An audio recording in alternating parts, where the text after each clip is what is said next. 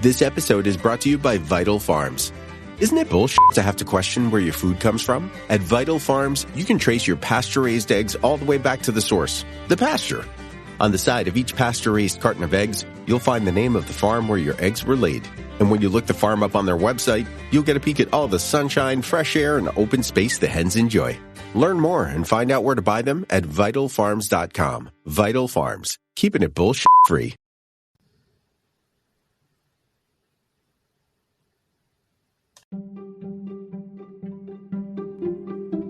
Welcome to the HCI family of podcasts. We're your source for personal, professional, and organizational growth and development. We share our own original research, explore industry trends, and interview executives and thought leaders from across the globe. Join us for practitioner-oriented content around all things leadership, HR, talent management, organizational development, and change management. Maximize your personal and organizational potential with the HCI family of podcasts.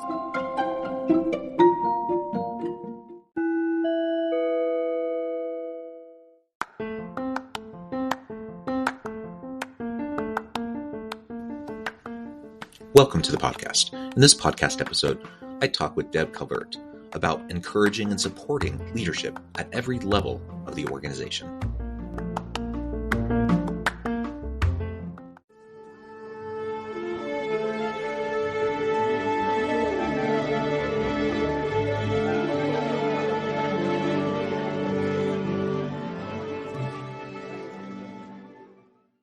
Deb Calvert, welcome to the conversation today. John, thank you. I am delighted to be with you here today. It is a pleasure to be with you. You're joining us from the Kansas City area in Missouri. I'm south of Salt Lake City in Utah. And today, I'm just really excited to talk to you about encouraging and supporting leadership at every level of the organization. I am a firm believer that leadership is not just a title. It's not just a role within an organization, but it really can and should be embedded into everyone's mindset and how everyone approaches their work, regardless of whether you're that first entry level kind of position right out of high school or college, all the way up through the C-suite, through the executive levels.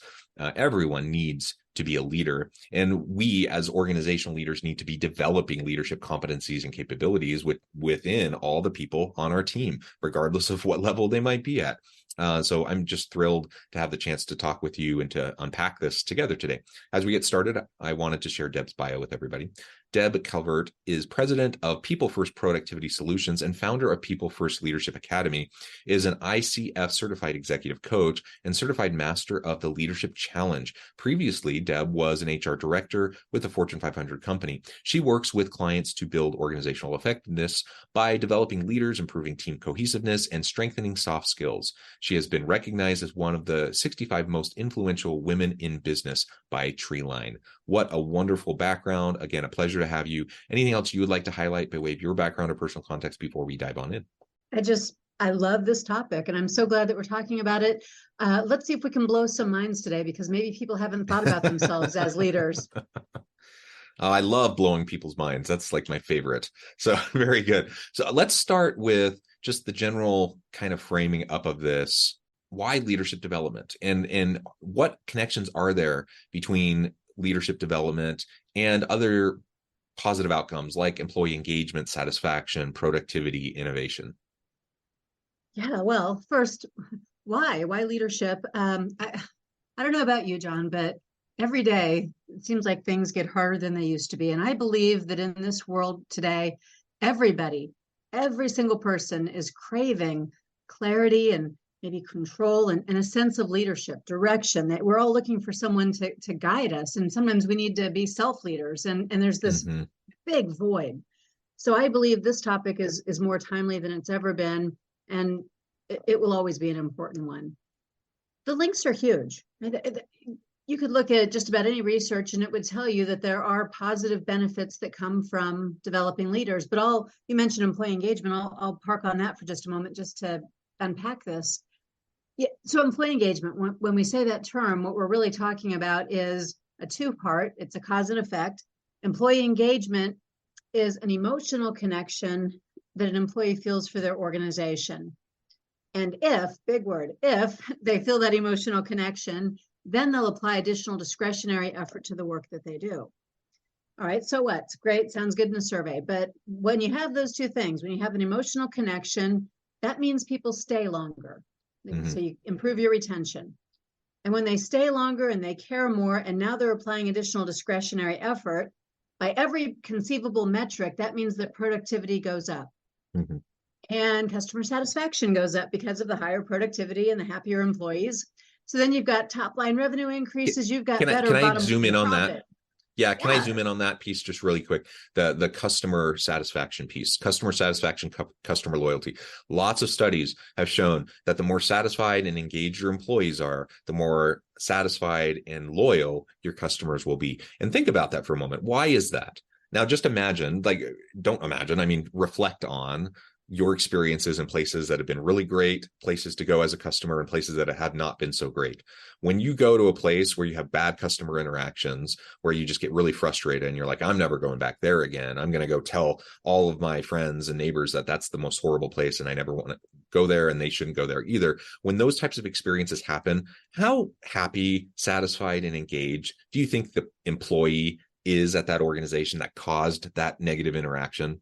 Usually they couldn't care less about the organization. They're ticked off for whatever reason. They're maybe burnt out. They're frustrated. They're certainly not happy with what they're doing, and they take it out on the customer, and that has huge negative impacts on customer satisfaction, customer loyalty. So that's just one little piece of what you were just describing. But I think we've all experienced that. And it's really important to remember, like, we need people to feel excited about the work that they do, especially customer facing people. They have to convey that passion for what they're doing and pass that along to the customer. Otherwise, you're going to lose your best people in the organization, but you're also going to lose your best customers. Absolutely. 18 years ago, when I named my business People First Productivity Solutions, that's exactly what the kind of thing that I was thinking about. And then, flash forward, employee experience equals customer experience. You can't unbundle the two. Yeah.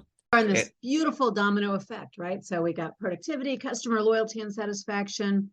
You get better top line revenue. No surprise. Yeah. You save expenses, so you get better profitability. And if you can get all that, this glorious cascade of benefits from employee engagement, it begs the question, John, which is, all right, then just, how do you do it? How do you get employee engagement? And it's a good question that's been looked at from all sorts of different angles. Demographically, who is the person?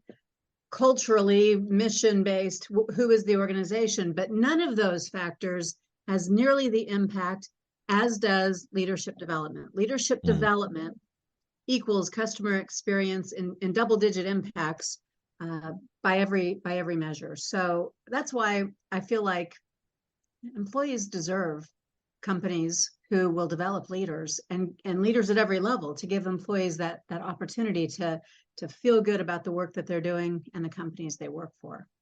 Yeah. And now let's zoom in a little bit more on this idea of leaders at every level, because I mean, on the one hand, I'm thinking, from a training and development lens, I'm thinking, well, you don't want to do leadership development for everybody, because if it's expensive to do training and if people have no ambition and no desire to move into leadership roles or executive roles, why would I invest all this time and money into developing their leadership competencies? Maybe they're completely happy just kind of staying at a relatively mid-level within the organization. They can clock in, clock out, go home, spend time with their families. They don't want all the extra hassle and headache.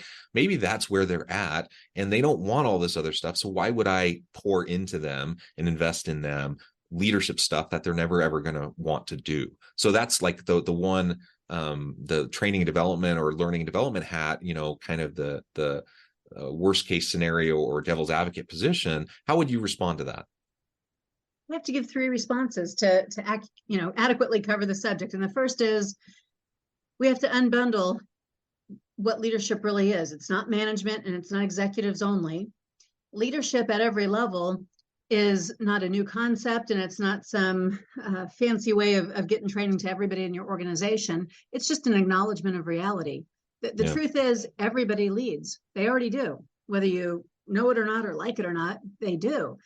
And if you don't help them to do it well, if you don't help them to be good guides, which is what leaders do, is they guide, then they're going to take things a direction you might not want them to go. So this is about, first of all, having some cohesiveness around what leadership looks like in your organization. Not executive, not management. Those are different, just leadership. The second reason is, well, if you're not developing those people, regardless of what ascension they do or don't want to make up your org chart, they will probably be pretty dissatisfied, and they'll probably be looking somewhere else for someone who will develop them. I've heard it said this way, John. So, oh no, what if we develop people and then they leave? Right? Yeah. And I, of course, say, oh no, what if you don't develop people and they stay? You're limiting your organization. Developing the leaders that people report to, but also developing people at every level. That means that they get greater capacity for the work that you're asking them to do. They can be more autonomous. They're going to be developing confidence. Confidence leads to courage. Courage is the wellspring of innovation. There are many different business cases that we can make here, but ultimately it boils down to, if you want to unleash potential at an individual level and organization-wide, then leadership at every level is the reason to do that. Yeah, well said. And this idea of leadership at every level, again, it refers to not just the formal title, the position in the hierarchy, managerial responsibilities. We're talking broader about leadership, and really more inclusively about leadership. You, for example, talked about self-leadership. Maybe hone in on that a little bit. So even if I don't have anyone reporting to me, I don't have any supervisory managerial responsibilities whatsoever, how could I still be a leader, and how would self-leadership fit within that context? Yeah. So one of the pioneers in leadership development, Warren Bennis, he said that self-leadership is the first and most noble form of leadership. And I agree, because I'm not probably going to follow someone who isn't a good self-leader, doesn't have the self-control and the confidence and the gravitas to inspire me. And so self-leadership is something that makes everybody more capable in their own day-to-day, to manage their emotions, to accept feedback, to continually grow and develop. And I guess I could frame it up like this to talk about what might not be as obvious as it should be, but if you've ever watched 2 3-year-olds playing next to each other on the playground, no formal education, let alone leadership development, and yet in any one of those moments, one of them is leading, and they take turns, and leadership is for everybody, and they watch and they get motivated by, and they learn from, and they play better together when they're having that kind of organic leadership that's happening. Yeah, absolutely. Lots of lessons we can gain from watching children and how they interact with each other. So I'm glad you brought that up. Now, you've also talked about the distinction between leadership and management skills. Let's hone in on that a little bit more. I'm sure everyone listening has heard about management is not leadership. Leadership is not management. Like, these things are distinct. And there's lots of people who have talked about it, lots of articles on this. Yet, I think we still over and over and over again tend to fall back on this old paradigm of leadership, equating it with management. There are some overlaps, but there are distinct skills, competencies, and capabilities of the two different realms. And frankly, in an ideal world, I want someone who's a great leader and a great manager, but it's not always the same thing, right? The same skill sets. It's not. The word manage comes from originally the word that was meant for hand in Spanish, mano, right? Manage, mano, handle. And that's what managers do. They handle what needs to be done today. They handle that work through other people. They handle the assignments, the tasks, the KPIs, and so on. But the original root word of leadership was leiden, which meant to guide. And that's what leaders do. They guide people, presumably then to places where those folks have never been before. Otherwise, why would they need a guide? Places where maybe it won't be easy to get to, and places where the person leading is going to be effective in clearing the path and helping people to get to that new place. So I believe that because of this confusion about what is a leader, is that just the executive ranks? What is a manager? Is every manager a leader? Do you have to be a manager before you can be a leader? Right? Without those distinctions, what we've ended up with is, you're right, a lot of time and money is being spent. It's being wasted because there's an illusion that both have been covered and neither has been. Like I'll Yeah. give you an example, John. Think about all those executive education programs, the ones with great big price tags at major universities. Or you could think about those 1 or 2 year long programs offered by chambers and the like. And those are all great programs, but what they focus on are business acumen, networking, strategic thinking, decision making, ethics, executive presence, change management, analytics, right? Sustainability. They focus on lots of topics that aren't about leadership development. Those are certainly beneficial topics for any leader to know, but none of those drive employee engagement. None of those position leaders to improve the employee experience or to shape the culture of the organization. So inside an organization, you need basic supervisory skills for the science of managing, and you need true leadership behavior skills for driving employee engagement. And when you have that, you've covered the bases. Yeah, well said. Well, very good. So how do we start to shift? My experience has been in most organizations that you have well-meaning individuals who find themselves in these formal hierarchical managerial leadership roles. They don't really know much about leadership usually. They're kind of just trying to build the plane while they're flying it and figure it out. And they usually default to what they've observed in the past. So if they've seen people do certain things, they'll just kind of replicate and do those same certain things. A lot of times it's actually not very effective. Sometimes it's even toxic, unhealthy behaviors. So how do we start to disrupt this world where most people don't really know what they're doing in terms of leadership? They're running around like chickens with their heads cut off, trying to just put out fires all day instead of actually doing leadership stuff. And how do we, because until we can do that, I don't think we can even really start to tackle this mindset shift around helping everyone develop these leadership capacities if the people who should be leaders themselves aren't actually leading because they just don't have the bandwidth, they don't have the time or the energy to even invest in it. Yeah, usually they just don't know what they don't know. Yeah. And so my recommendation is that you learn about behaviors that make leaders effective.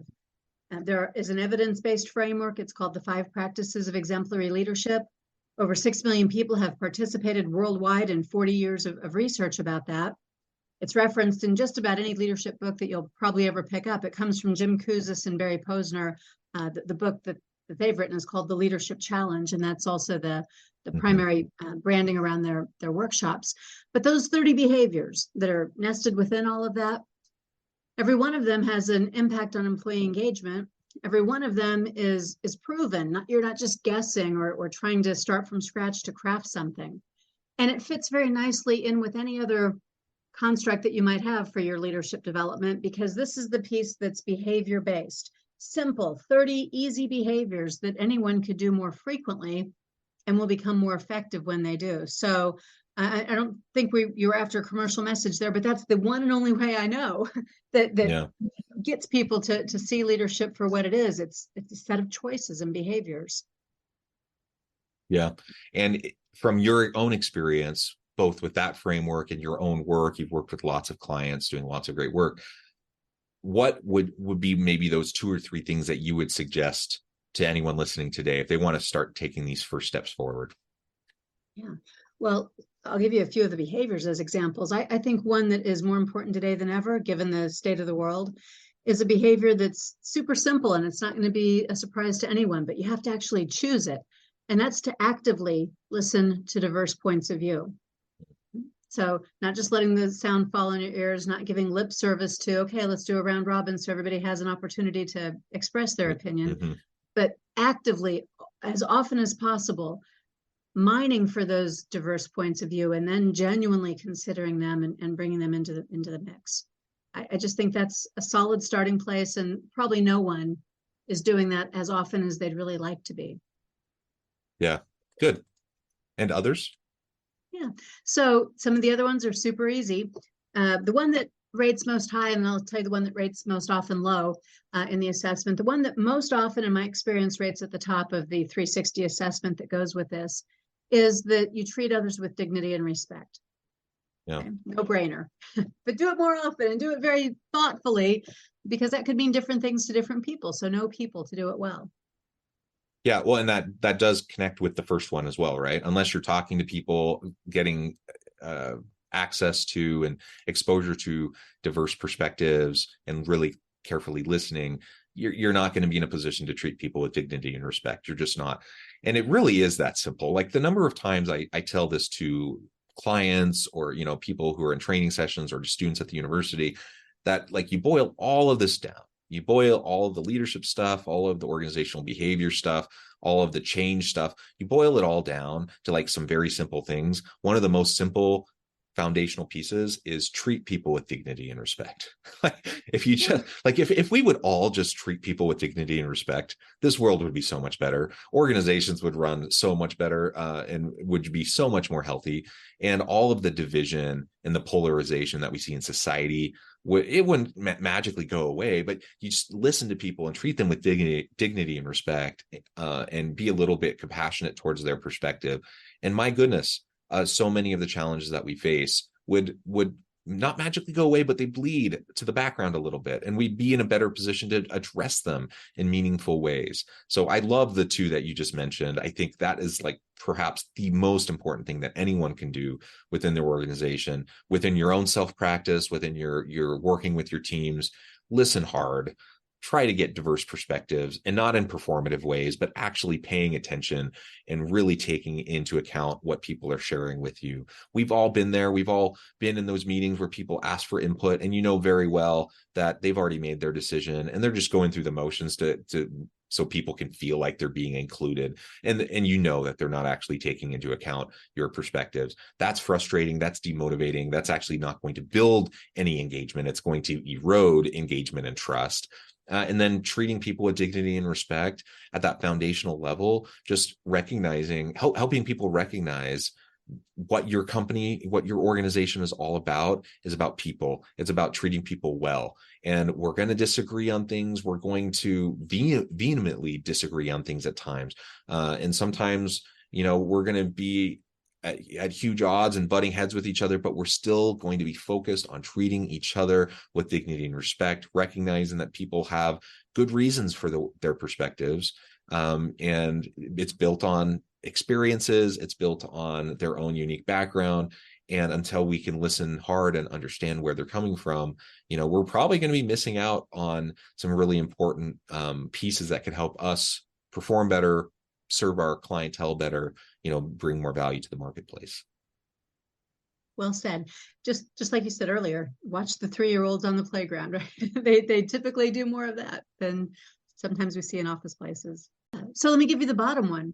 Yeah. It's not nearly as easy as the first two. So it is that the leader is asking for feedback about how his or her behaviors affect other people's performance. So it's a two-parter.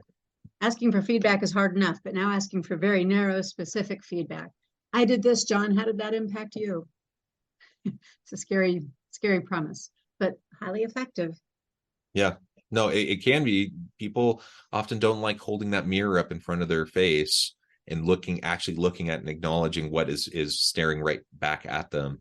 It can be really hard, especially if we know if we're feeling a little vulnerable, we're feeling maybe a little bit of imposter syndrome. We already recognize that we don't know what we're doing, and so we're really nervous about how we get the feedback. We want people to like us, we want people to see us as competent, etc. But leaning into a space where there's psychological safety, where everyone knows that they can share with each other what they're thinking. And when we create that kind of an environment, it creates a much more robust place for that feedback to happen, so that we're not just sharing the niceties because we're worried about how people are going to respond. We're not just, dealing in passive aggressive behaviors because we don't want to confront things head on, right? Simple, right? Choices day to day in everything that you do, choosing more often to demonstrate these leadership behaviors makes you effective as a leader, regardless of level. And it doesn't have to cost a fortune for companies to do this. That's a myth as well.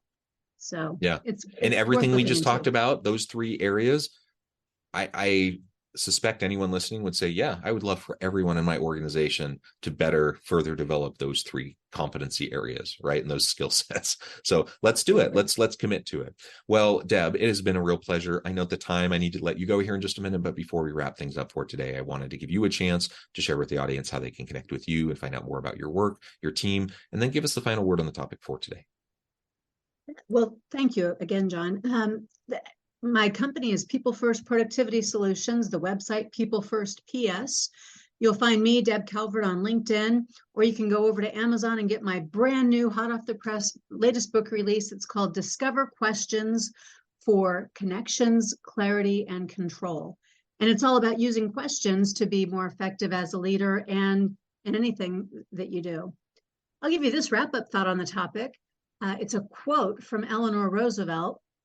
She said, "A good leader causes others to be confident in the leader. A great leader causes others to be confident in themselves." Yeah, And that's I love it. Leadership at every level. I love it. Deb, thank you so much for your insights, for sharing your time and experience with all of us. I encourage the audience to reach out, get connected, find out more about what Deb can do for you. Check out the new book. And as always, I hope everyone can stay healthy and safe, that you can find meaning and purpose at work each and every day. And I hope you all have a great week.